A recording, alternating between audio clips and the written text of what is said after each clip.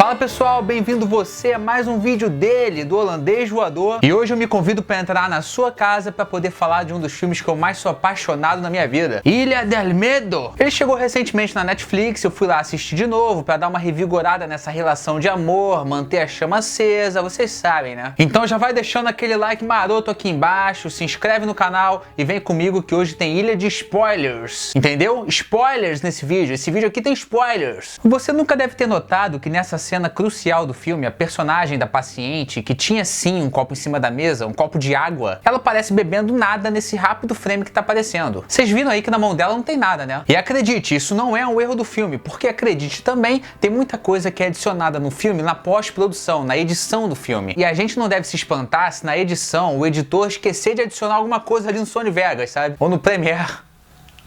Sony Vegas. Eu sou editor, então eu posso falar, mas é com todo respeito, né? Inclusive eu até tenho amigos editores por aí, mas esse não é um filme comum. Aliás, o Scorsese não é um diretor comum. O Scorsese é um gênio. Só que pra explicar a ausência desse copo nesse frame, a gente precisa estabelecer várias coisas antes. Calma que eu vou chegar no copo, eu só quis jogar na sua cara isso antes porque eu precisava da sua atenção no começo do vídeo. Mas confia em mim porque existe sim uma explicação perfeita pra isso. Ilha do Medo é um filme sobre insanidade, e se você assistiu, isso não é nenhuma grande revelação. Mas mais importante, é um filme sobre detalhes. E por que eu digo que isso é mais importante? Porque Ilha do Medo é a adaptação de um romance escrito pelo Dennis Lehane, que eu considero também um gênio no que se refere a suspense e mistério. Afinal, Lehane escreveu meu livro preferido da vida, que é sobre Meninos e Lobos, que tem um filme igualmente fantástico, dirigido pelo Clint Eastwood e protagonizado por ele, Sean Penn. Inclusive assistam sobre Meninos e Lobos também. E leiam também. Mas voltando a falar sobre Ilha do Medo, o que me faz admirar mais a versão cinematográfica do que a literária é justamente o detalhismo que o Scorsese aborda no filme. Eu já falei sobre isso em alguns outros vídeos, principalmente no vídeo que eu fiz sobre o Senhor dos Anéis, que você pode clicar aqui em cima, no card, se eu lembrar de botar, claro, né? Não basta você simplesmente pegar a obra original e filmar o que está escrito ali nas páginas. Você tem que transformar, tem que traduzir o que está escrito no enredo para o formato cinematográfico. Justamente porque tem coisas que só funcionam nas páginas e tem coisas que só funcionam nas telas. E o Scorsese, tendo ciência dessa separação, prova mais uma vez porque ele é um dos maiores cineastas da história. Eu não me refiro apenas à história moderna, não, o Scorsese ele já tem o nome cravado na história do cinema completo, de tudo, porra toda. Bom, pra entender bem como o Scorsese orquestra o enredo do filme e te dá todas as pistas sobre a revelação final, eu vou dar uma passadinha breve no que acontece exatamente, ou pelo menos na interpretação mais comum do final, que no caso é que eu concordo também. No filme, o Ted Daniels, que é o personagem interpretado brilhantemente pelo Leonardo DiCaprio, passa boa parte do enredo investigando um caso de desaparecimento de uma paciente, e ao mesmo tempo indo atrás de um cara chamado Andrew Ladies, que foi responsável por matar a esposa do Ted no incêndio causado por ele na casa do casal. Mas acontece que no final do filme, na verdade, o Ted era um paciente desse manicômio e ele que é do próprio Andrew Ladies. O que eu acredito que tenha confundido mais as pessoas é o que exatamente aconteceu no passado do personagem do Leonardo DiCaprio e também o que traumatizou ele pro resto da vida. Então vamos lá, a esposa do personagem do Leonardo DiCaprio realmente morreu, mas não foi no incêndio, apesar de existir sim uma explicação, não sei se eu diria lógica, mas sim, existe uma motivação para ele acreditar que isso tenha acontecido. Inclusive, ele revê o incêndio acontecendo várias vezes. O personagem do DiCaprio matou a esposa dele com um tiro depois que descobre que ela afogou os próprios filhos. Mas o intuito desse vídeo não é um final explicado exatamente, mas sim para mostrar como o Scorsese alcança esse final dando todo o sentido para ele. E esse fator se estabelece em dois elementos primordiais que são usados no filme para separar a lucidez de delírio, que são eles a água e o fogo. E essa abordagem ela pode ter passado muito bem despercebida por você, mas não se preocupe porque é uma das abordagens mais minuciosas que existe no cinema. O fogo representa a fantasia que o Andrew Ladies criou para ele mesmo. Então se você for rever o filme, pode notar muito bem que a maioria das alucinações dele são acompanhadas por fogo. E a água simboliza e representa a realidade da vida dele, principalmente o que se refere ao verdadeiro destino da esposa e dos filhos. Os filhos foram afogados no lago, o que atinge diretamente o simbolismo da água. E a esposa, que foi quem afogou as crianças, é morta próxima ao lago. E se você imediatamente lembrou de Inception depois disso, você provavelmente não tá sozinho. A presença do DiCaprio não é a única semelhança que esses filmes têm. O filme do Nolan faz uma coisa parecida para representar o que é realidade e o que é fantasia. Você pode nem ter assistido a Inception ainda, mas já deve ter ouvido falar sobre o peão, que ao cair significa que estamos vendo a realidade. E se isso não acontecer e ele continuar rodopiando, não se passa de um sonho. Um outro do simbolismo usado no mesmo filme é a aliança no dedo do Cobb. Quando ele tá com a aliança, significa que estamos vendo a fantasia, não a realidade. Então, Ilha do Medo enredo, nós temos estabelecido que a água representa os momentos de lucidez do Andrew Ladies, que é o personagem do Leonardo DiCaprio. Eu vou falar Leonardo DiCaprio, porque se eu ficar falando Andrew Ladies, Ted, não sei o que, acho que pode confundir. Então eu vou chamar o personagem do Leonardo DiCaprio de Leonardo DiCaprio. Inclusive, esse simbolismo da água representando a realidade na vida do personagem do DiCaprio justifica também a aversão que ele tem a esse elemento, a aversão que ele tem à água. Já o fogo representa a fantasia que ele mesmo criou para a cabeça dele. Agora, lembra daquela cena da paciente bebendo nada? Como eu apontei, existe sim um copo de água em cima da mesa, e não foi um erro grotesco de edição do filme, nem significa que a paciente é louca. Mas a cena é do ponto de vista do DiCaprio. E como ele tem aversão à água justamente por ela simbolizar um trauma que ele tá tentando esquecer, é como se ele bloqueasse a existência dela. O copo só volta a aparecer quando a gente volta pro ponto de vista da paciente. E essa não é a única cena que causa impacto por causa de detalhes escondidos nela. Na verdade, desde o começo do filme, o Scorsese está tentando dizer pra gente que o DiCaprio é um paciente da ilha. No momento em que eles chegam e são recebidos na ilha, você pode notar que os guardas não só estão armados, mas também estão com as armas nas mãos, como se estivessem preparados para alguma situação de emergência. Esse comportamento de alerta é necessário e habitual para a chegada de um detetive que estaria tentando ajudar? Outro momento importante é quando o guarda pede as armas deles e o Chuck tem toda uma dificuldade para tirá-la do coldre e acaba entregando de qualquer jeito. É curioso como quando você revê esse filme,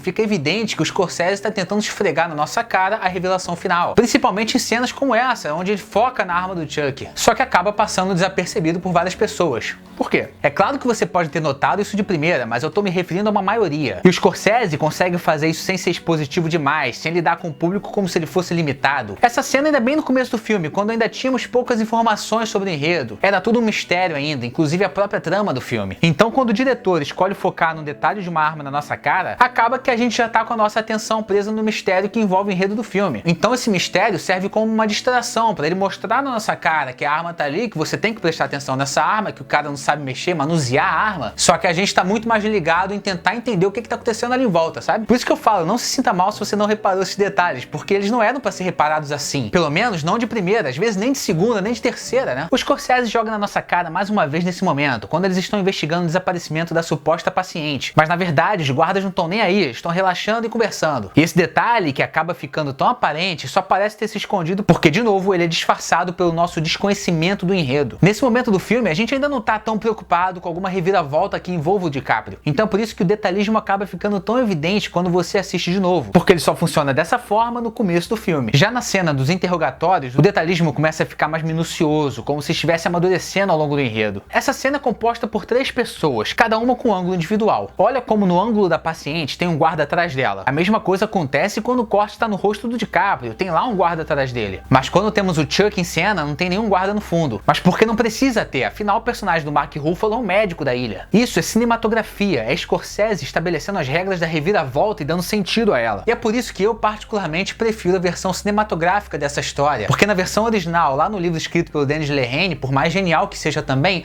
não tem como ele fazer esses detalhes visuais da forma que o Scorsese fez. Imagina se na cena do copo o DiCaprio tivesse falado alguma coisa tipo: "Ei, como assim? Você tá bebendo nada? Você tem probleminha?" Ou então se ele resolve contestar verbalmente o fato de ter um guarda atrás dele, ou até mesmo se ele critica o fato dos guardas estarem cagando pra procura da paciente naquela cena das rochas. O bom diretor não precisa te contar o que tá acontecendo, ele precisa mostrar. E eu sou obrigado a destacar a atuação dessa atriz, que é crucial pra essa cena funcionar e é brilhante também. Quando o DiCaprio pergunta pra ela sobre o Dr. Sheehan, ela desvia sutilmente o olhar pro Mark Ruffalo porque ela sabia que ele era o próprio doutor. Mas ela não podia falar isso. E ela brilha ainda mais quando o DiCaprio pergunta se ela conhece algum paciente chamado Andrew Ladies. No. Never heard of it.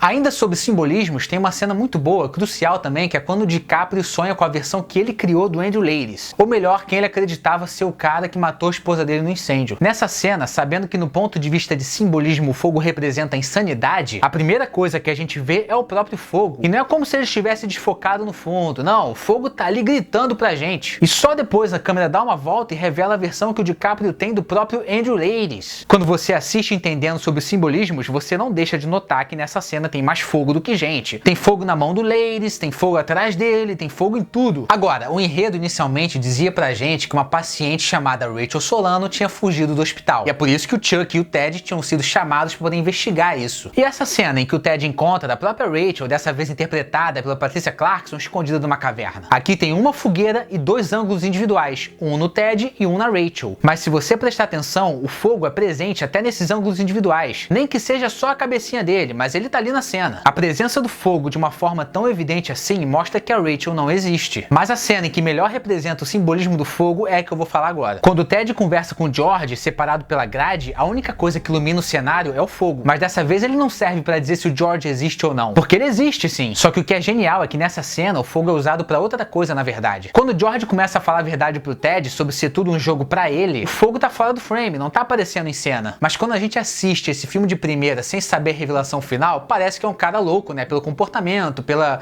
figura dele, pela imagem dele, que é um cara louco falando loucuras. Então a gente acaba não levando muito a sério o que ele tá falando por causa disso, acaba se tornando um pouco irrelevante até. O George fala a verdade pro Ted e nesse momento o fogo já tá apagado. Mas o personagem do DiCaprio se recusa a acreditar e o que ele faz? Acende fogo de novo. E é quando ele vê a esposa dele no fundo da cela. Alucinação, né? Ilha do Medo é um filme que interage com o público. Não só para ter nossas próprias interpretações do final, que você pode sim até considerar não ser o final mais imprevisível do mundo. Pra mim foi bem previsível sim, não sei se pela época eu não tinha lido o livro ainda e também não sabia que era um filme de revelação final, sabe? De plot twist. Inclusive, eu com certeza fui muito mais feliz sendo surpreendido no final, porque foi muito imersivo pra mim. Acontece que nem sempre o que surpreende é o final inesperado, mas sim como ele cozinha os ingredientes pra chegar nesse final. O Scorsese prezou por elementos visualmente técnicos, ainda sem ser técnico demais pra te dizer uma verdade que não parecia ser, uma verdade que não queríamos que fosse verdade. Ilha do Medo é um filme que melhora cada vez que você assiste, e cada vez que você assiste você tem uma nova história pra contar, a sua história sobre a primeira, segunda e a terceira vez que você revisita o filme. E é isso que acontece quando você une elementos e artistas como Scorsese e Leonardo DiCaprio. Então é isso, pessoal, espero que vocês tenham gostado desse vídeo, espero que eu tenha sido claro e não tenha confundido ainda mais a sua cabeça. Se gostaram desse vídeo, não esquece de deixar um like aqui embaixo pra mim, se inscreve no canal, até a próxima, valeu!